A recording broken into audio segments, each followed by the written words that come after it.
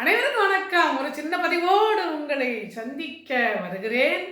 அதாவது இப்போ நிறைய பேருக்கு அவங்களுடைய சொந்த பெயரே மறந்துடும். சொந்த பெயரை கூப்பிட மாட்டாங்க. ஏதாவது ஒரு பெயரை வச்சு கூப்பிடுவாங்க.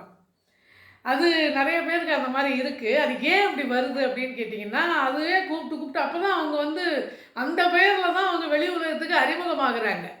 அவங்க சொந்த பெயர் தெரிய மாட்டேங்குது. எனக்கு ஒருத்தர் பெயர் ராமலிங்கன்னு தான் தெரியும். ஆனால் கேட்குறவங்க எஸ்டிஆர் எங்க எஸ்டிஆர் எங்கன்னு கேட்பாரு. எஸ்டிஆருங்கிற பெயர் எப்படி வந்ததுன்னா, அவர் கடை வச்சுருக்காரு. பசங்களுக்கு தேவையான பள்ளிக்கூடத்து கல்லூரியில் படிக்கிற மாணவர்களுக்கு தேவையான அத்தனை பொருள்களையும் அவர் கடையில் வச்சுருப்பார். நல்ல ஃபேமஸ் ஆகிடுது. அதனால் எல்லோரும் எஸ்டிஆர் எஸ்டிஆர்னு கூப்பிடுவாங்க. அந்த மாதிரி நம்மளுடைய நடிகர் ஜெமினி கணேசனுக்கு எப்படி பெயர் வந்ததுன்னு பார்த்திங்கன்னா, அவருடைய பெயர் கணேசன் தான். அவர் ஜெமினி ஸ்டூடியோவுக்கு வேலைக்கு போய் சேர்ந்திருக்காரு.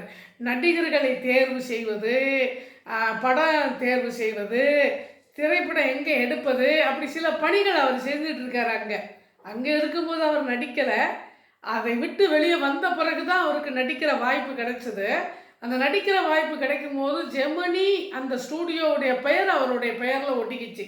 ஏன்னா கணேசன் நிறைய பேர் இருக்காங்க இல்லையா, அதனால் ஜெமினி கணேசன் சொன்னாதான் எல்லோருக்கும் நடிகருடைய வட்டாரத்தில், திரைப்படத்துறை வட்டாரத்தில் ஜெமினி கணேசன் என்று அவருக்கு பெயர் உருவாயிற்று.